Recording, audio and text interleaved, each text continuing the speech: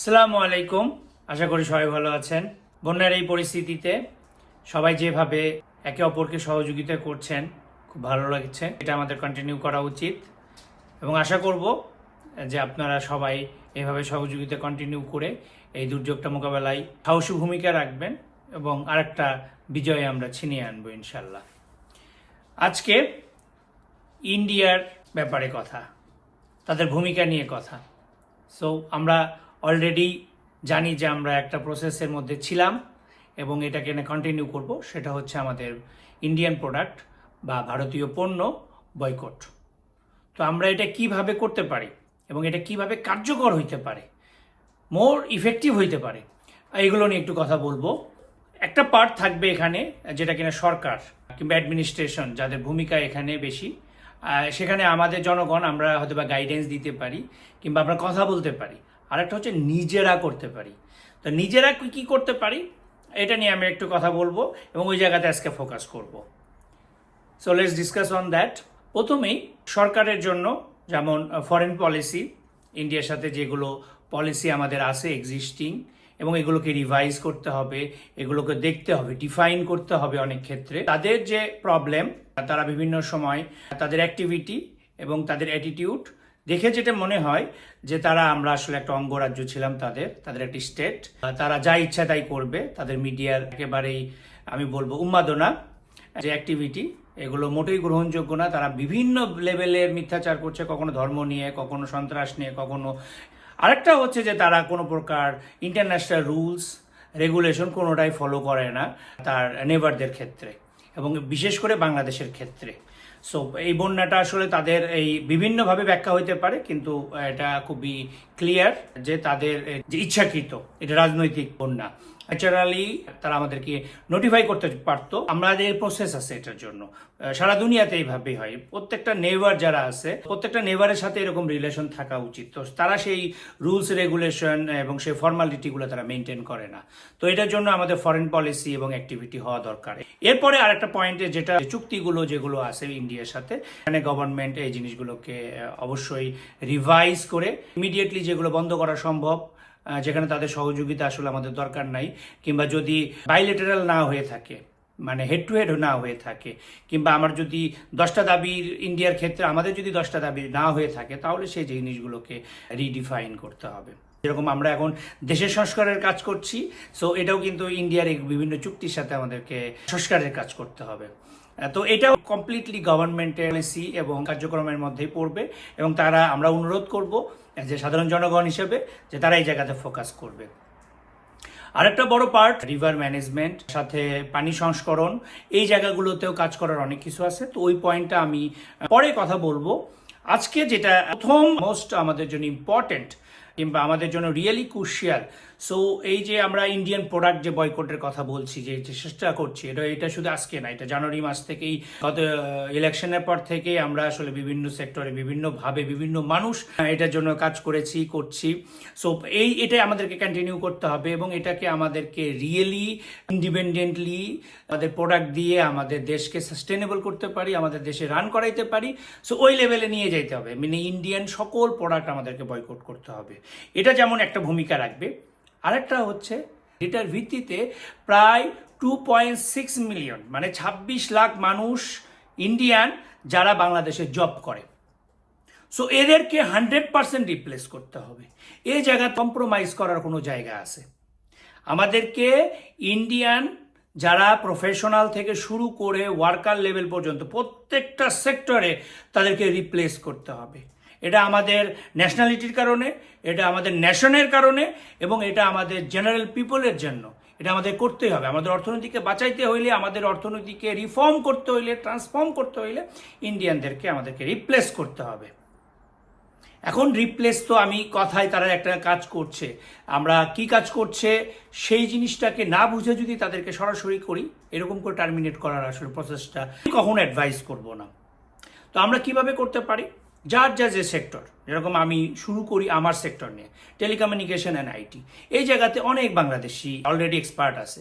So এরপরেও তাদেরকে আনা হয় এবং তাদেরকে দিয়ে আলটিমেটলি যে কাজগুলো করানো হয়, এটা যে কোনো বাংলাদেশিকে যদি রিপ্লেসমেন্টের জায়গাতে আমি খুবই ফোকাস করব, যদি আমি আবার বলছি যদি তাদের ওই কোয়ালিটিগুলো বাংলাদেশিদের মধ্যে অলরেডি এক্সিস্ট করে।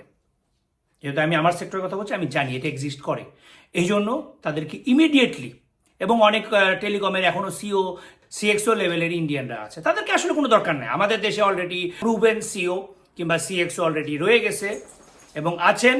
সো তাদেরকে দিয়ে আমরা রিপ্লেস করতে পারি এবং সুন্দর একটা ট্রানজ্যাকশন ওয়েতে। এটা একটা ওয়ে। আর একটা ওয়ে, তারা যদি রিয়েলি কোনো একটা সেক্টরে স্পেশালিস্ট হয়ে থাকে এবং ওই সেক্টরে বাংলাদেশিরা যদি ইমপ্রুভ না করে থাকে, তো তাদেরকে আমরা ট্রেন করব, আমাদেরকে ডেভেলপ করবো, এবং এটার জন্য পাথ আছে। সারা দুনিয়াতে দেখেন যেখানেই বাংলাদেশিরা আছে না কেন, আলটিমেটলি ইন্ডিয়ানদের সাথে মেজরিটি ক্ষেত্রেই তাদেরকে কম্পিটিশন করে তাদেরকে টিকতে হচ্ছে। তো এই কম্পিটিশনে তারা যদি ওই জায়গাতে বিট করতে পারে, তাহলে দেশে কেন আমরা বিট করতে পারবো না? আমি এখনই বিদেশেতে যাচ্ছি না। আমার এই মুহূর্তে ফোকাস পয়েন্টটা হচ্ছে, আমার একদম একটাই ফোকাস এই মুহূর্তে, যে তাদেরকে আমি কিভাবে রিপ্লেস করতে পারি। এবং তাদেরকে রিপ্লেস করার উপায় হচ্ছে যে আমাদের যে ট্যালেন্ট আছে সেই ট্যালেন্টকে জাস্টিফাই করে তাদেরকে ওই জায়গাগুলোতে দিতে হবে। আর একটা হচ্ছে যে আমাদের ইউথদেরকে আমরা ডেভেলপ করতে পারি। আমরা বিভিন্ন ধরনের টেকনোলজিক্যাল ট্রেনিং, বিভিন্ন ধরনের সফট স্কিল ট্রেনিং, এগুলো দিয়ে, কিংবা হিউম্যান ট্রেনিং, এগুলোকে দিয়ে আমরাকে কম্বিনেশন করে একটা হাইলি প্রফেশনাল বিল্ড করতে পারি এবং স্কিল্ড ওয়ার্কার তৈরি করতে পারি আমরা, দিয়ে তাদেরকে আমাদেরকে রিপ্লেস করতে হবে। আমি এরকম অনেক ইন্ডিয়ানদের চিনি বাংলাদেশে কাজ করে, তারা good for nothing, sorry but this is the good language, এবং এর চেয়ে মনে হয় যে আর এর চেয়ে ভালো কথা আমি বলতে পারি না, যে তারা গুড ফর নাথিং। আমার আগের এক কোম্পানিতে এক কলকাতা দাদা আছে, সে কাজ করছে, সে বিভিন্ন জায়গাতে, এখন আমার ওই কোম্পানিতে নাই বাট অন্য কোম্পানিগুলোতে সে কাজ করছে, এবং সে দেখছি যে বিভিন্ন সময় এই জুলাই শুরু থেকে 5ই আগস্ট পর্যন্ত আমাদের যে বিপ্লব, আমাদের যে স্বাধীনতার যুদ্ধ, এগুলোতেও সে বিভিন্ন জায়গাতে বিভিন্ন ধরনের আজে বাজে কমেন্টস করছে। সো তাদেরকে আলটিমেটলি আমার মনে হয় না যে দেশে আসলে তাদেরকে রিপ্লেস করার মতো মানুষ নাই, এটা আমি ভাবতেই পারি না, এটা আমার কাছে মনেই হয় না। এটা গুড ফর নাথিং। সো এদেরকে ইমিডিয়েটলি আসলে রিপ্লেস কইরা বিভিন্ন জায়গায়, এবং আরও আছে, আমি এখন আসলে নাম ধরে ধরে বলতে গেলে 26 লাখ, আপনারা বুঝতে পারছেন যে কত সময় লাগবে। বাট আমি বলবো গার্মেন্টস ইন্ডাস্ট্রি থেকে শুরু করে আইসিটি, টেলিকমিউনিকেশন, কনজিউমার প্রোডাক্ট, এই জায়গাগুলোতে, ইভেন ইউনিলিভার থেকে শুরু করে এই জায়গাগুলোতে, ব্যাংকিং সেক্টরে, সব জায়গাতে আমাদের লিডারশিপ জায়গাগুলোতে বাংলাদেশিদেরকে করতে হবে, প্রতিষ্ঠিত করতে হবে, সেখানে তাদেরকে রিপ্লেস করতে হবে, তাদেরকে ওখানে পদগুলো দিয়ে তাদেরকে দায়িত্ব দিতে হবে, তাদেরকে অ্যাকাউন্টেবল করতে হবে। এবং আমরা যদি গ্যাপ অ্যানালাইসিস করব, যেখানে যেখানে আমাদের ট্যালেন্ট নেই সেই ভিত্তিতে আমরা ট্যালেন্ট রিসোর্স করব, এটা একটা। আরেকটা হচ্ছে যে আমাদের অলরেডি আমরা জানি যে আমাদের প্রায় 30 লাখের মতো, মানে 3 মিলিয়নের মতো ইউথ আছে যারা কিনা জবলেস অবস্থায় আছে, অথবা গ্র্যাজুয়েশন করার পরে অথবা লেখাপড়া শেষ করার পরে তারা কাজ খুঁজে পাচ্ছে না। তো এটা নিয়ে আমি সেপারেট ভিডিও করব, যে কী কী স্ট্র্যাটেজি হতে পারে, কী কী ধরনের পলিসি হতে পারে এবং কী ধরনের অ্যাকশন প্ল্যান হতে পারে। সো ওই জায়গাতেই কিন্তু এই জিনিসটা আমাকে ট্রিগার করবে, এই জন্য আজকে কুইক ওয়ান এখানে বলে রাখছি। এখানে আমাদের ইউথদেরকে ট্রেন করা যেতে পারে এবং এটাকে হাজার হাজার, এবং এগুলো ওই যে আগেও বলেছিলাম, লাস্ট ভিডিওতে আমি বলেছিলাম যে উমুক স্কুল তুমুক ফাউন্ডেশন, এসব দিয়ে হবে না।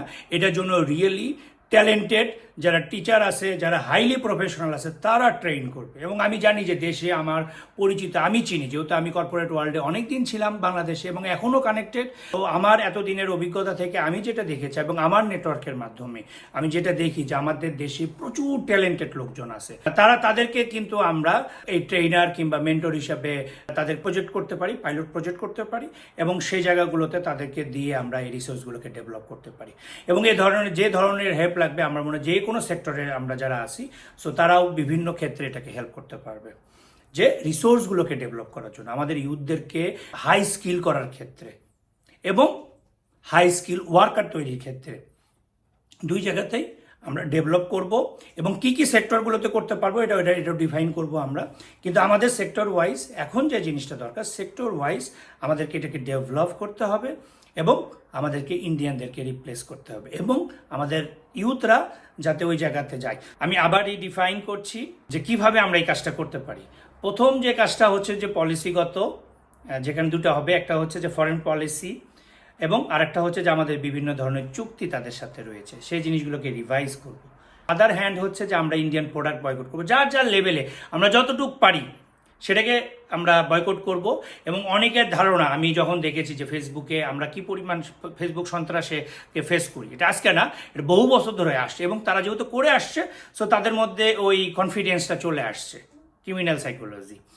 সো ওই জায়গাতে চলে আসছে, তারা বিভিন্নভাবে এখনও গালাগালি করে। আমি সুদিন যে পোস্টগুলো দিচ্ছিলাম, আমরা এটা নিয়ে আলোচনা করছিলাম বিভিন্ন ব্লগে, বিভিন্ন ওয়েবসাইটে, বিভিন্ন প্ল্যাটফর্মে। সো তারা সেখানেও এসে আমাদেরকে বোঝাঝোকা করছে এবং একেবারে অকথ্য ভাষায় গালাগালি এবং থ্রেটও দেয়। আগে তো লাইভ থ্রেট দিত, ভয় দেখাইতো, মেরে ফেলবে, অমুক করবে, তুমুক করবে, গুম করে ফেলবে। এখন হচ্ছে যে তারা গালি পর্যন্ত সীমাবদ্ধ এবং তারা প্রচণ্ড পরিমাণে গালিগালাজ করে। তো তাদের মধ্যে যে বড় ব্যাপারটা সেটা হচ্ছে যে ইন্ডিয়া মাতা সারা, ভারত মাতা হ্যাঁ সারা হচ্ছে যে আমাদের চলার কোনো উপায় না, আমরা নাকি খেতে পারবো না, আমরা টিকতে পারবো না। এটা আমাদের দেখিয়ে দেওয়ার সময় এসেছে। ইটস আমাদের আরেকটা চ্যালেঞ্জ এবং এই চ্যালেঞ্জকে আমরা অ্যাকসেপ্ট করব এবং এটাকে আমরা করিয়ে দেখিয়ে দিব তাদেরকে যে ইয়েস আমরা পারি। তোদের কোনো প্রকার সহযোগিতা, তোদের কোনো কিছু প্রোডাক্ট ছাড়াই আমরা দেশ সুন্দরভাবে রান করাইতে পারি এবং চলতে পারি। আর 2 নাম্বারটা হচ্ছে যে তাদের যে ওয়ার্কার আছে, তাদের যে প্রফেশনাল আমাদের দেশে আছে, তাদেরকে আমরা ফুললি রিপ্লেস করব। এটা আমাদের টার্গেট হওয়া উচিত। এটা শর্ট টার্ম এবং লং টার্ম স্ট্র্যাটেজিতে এবং পলিসিতে এটা সরকারের আসা উচিত এবং ওই হিসেবে কাজ করবে সরকার এবং আমরা ওইভাবে নিজেদেরকে ডেভেলপ করব, রেডি করব। এটা হচ্ছে আমাদের ইউথদের এই মুহূর্তে একটা ওয়ান অফ দ্য আমার মনে হয় চ্যালেঞ্জ হইতে পারে এবং তারা এই চ্যালেঞ্জটাকে অ্যাকসেপ্ট করে সামনের দিকে আগাবে। তাহলে কি হবে, আমরা যখনই মুভ ফরওয়ার্ড করবো এই দিকে, তখন আমাদের যারা সহযোগিতা লাগবে, আমরা শিল্ড তৈরি করে, আমরা সুন্দর একটা এনভায়রনমেন্ট তৈরি করে আমরা এটা ডেভেলপ করতে পারবো। আমরা এইভাবে যদি করতে পারি, সো ডেফিনেটলি আমরা রিচ করতে পারবো ওই টার্গেটে এবং যেটা খুব বেশি চ্যালেঞ্জ হবে। আদারওয়াইজ তাদেরকে যদি আমরা ফুললি রিপ্লেস করতে না পারি, তাদের প্রতি ডিপেন্ডেন্সি না কমাই এবং তাদের ব্যাপারে যদি আমরা শক্ত পদক্ষেপ না নিই, তাহলে এরকম বিভিন্ন ইস্যুতে কখনো জঙ্গিবাদ নিয়ে তারা আমাদের সাথে ঝামেলাগুলো করবে। সাথে হচ্ছে যে তারা যখন ইচ্ছা কখনো শুকনো মৌসুমে তারা নদী বন্ধ করে আমাদেরকে শুকিয়ে মারবে, আবার যখন বন্যার সময় তারা আমাদেরকে ভাসিয়ে দিবে। এবং দেখেন এই ভাষার সময় আমাদের কিন্তু কোনো মন্দির, মসজিদ এগুলো কোনো কিছুই আটকায় না। ধর্ম নিয়ে কিংবা তাদের এই যে রিলিজিয়াস যে আন্দোলনগুলো, যে স্টেটমেন্টগুলো, এগুলো সবই হচ্ছে যে একটা আসলে বাটপারি, আমাদেরকে ডমিনেট করার একটা অপচেষ্টা আমি বলবো। তো এই জন্য এটাকে আমাদেরকে রুখে দিতে হবে। আমরা যেরকম একটা বিশাল বড় এবং তাদেরকে কিন্তু অলরেডি আমরা হারাইছি। 5 আগস্ট কিন্তু তারা সেই শক্তি পরাজিত হয়ে পলায়ন করেছে দেশ থেকে। এটা শুধু আওয়ামী লীগের বিরুদ্ধে আমাদের বিজয় না, এই বিজয় ছিল আমাদের ভারতের বিরুদ্ধে বিজয়। এখন টাইম এসেছে এই জিনিসগুলো নিয়ে আমরা আলোচনা করব, সবাই প্রতিকার করতে হবে এবং প্রতিহত করতে হবে। তাহলেই আমাদের রিয়েল যে বিজয়, রিয়েল স্বাধীনতা, বাংলাদেশ 2.0 এটা সার্থক হবে এবং এটা সার্থক করার আমাদের পার্ট থেকে আমরা আমাদের কাজগুলো করব। আর স্কিল নিয়ে একটু কথা বলে নিচ্ছি যে আমাদের বিভিন্ন ধরনের টেকনিক্যাল স্কিল, যেমন আইসিটি মিনিস্ট্রিতে লাগবে, ব্যাংকিং সেক্টরে লাগবে, ডিজিটাল ব্যাংকিংয়ের ক্ষেত্রে কিংবা স্মার্ট ব্যাংকিংয়ের ক্ষেত্রে কিংবা ফিনটেকের ক্ষেত্রে। আবার সিমিলারলি আমাদের যে কনজিউমার প্রোডাক্টগুলো আছে এবং যেগুলো আমাদের ম্যানুফ্যাকচারিং হচ্ছে, এই ম্যানুফ্যাকচারিংগুলো ইন্ডাস্ট্রিগুলোকে আমাদেরকে স্মার্ট করার উপায়গুলো আছে। যখন আমরা এই ধরনের রিসোর্স তৈরি করতে পারবো দেশে, আমরা এই জিনিসগুলো ট্রান্সফরমেশনের বিভিন্ন টুলস নিয়ে আমি এর আগেও কথা বলেছি, আবার সামনের ভিডিওগুলোতে কথা বলবো। এখানে অনেকগুলো কাজ আমাদের করার বাকি আছে। এটা কিনা আমাদের জয়েন্ট ফোর্সে কাজ করতে হবে। সরকার, আমাদের মালিক যারা কিনা বিভিন্ন কোম্পানি অর্গানাইজেশন মালিক অথবা যারা লিডিং পজিশনগুলোতে আসেন এবং আমরা হচ্ছিল যে প্রফেশনাল এবং স্কিল ওয়ার্কার, এই যে কম্বিনেশন ফোর্সকে আমি বলবো যে আমরা ফোর্সগুলোকে করে এবং আলটিমেটলি বিভিন্ন ধরনের এক্সপিরিয়েন্স শেয়ার করার জন্য, বিভিন্ন কোর্সকে হেল্প করার জন্য, বিভিন্ন ধরনের এক্সপিরিয়েন্স শেয়ার করার জন্য আমরা তো আছি। এই কম্বিনেশন ফোর্সটা যদি আমরা কাজ করাইতে পারি, সো তাহলে আমাদের রিয়েল বিজয়টা আসবে। তা আমাদের ভুলে গেলে চলবে না, ইন্ডিয়া আমাদের কখনোই বন্ধু হইতে পারে না, কখনোই না। তাদের কিছু জনগণ হয়তো বা আমাদের ফ্রেন্ড হইতে পারে আমাদের সাথে, সেটা আলাদা ব্যাপার, কিন্তু রাষ্ট্রীয়ভাবে সো তাদেরকে বন্ধু হইতে হইলে তাদেরকে সেই পরীক্ষাটা দিয়ে পার হইতে হবে। এবং যে কোনো ব্যাপারে আমাদের যে কোনো পৃথিবীর অন্য যে কোনো দেশ থেকে যদি সহযোগিতা নিতে হয় আমরা সেটা নিব, কিন্তু এই মুহূর্তে তাদের যে অ্যাটিটিউড, তাদের যে আমাদের সাথে দাসত্বমূলক যে অ্যাটিটিউড তারা করার চেষ্টা করছে, এটা আমাদেরকে বন্ধ করতে হবে এবং এটা বন্ধ করার এগুলোই হচ্ছে উপায়। আমরা যদি এগুলোকে ঠিকমতো কন্টিনিউ করতে পারি, সেই জিনিসগুলোকে আমরা ডিটারমিনেশনের সাথে, সো দেখেন যে কারেজ এবং ডিটারমিনেশন এই জিনিসগুলো আমাদের অনেক বেশি দরকার হবে এই সময়টাতে।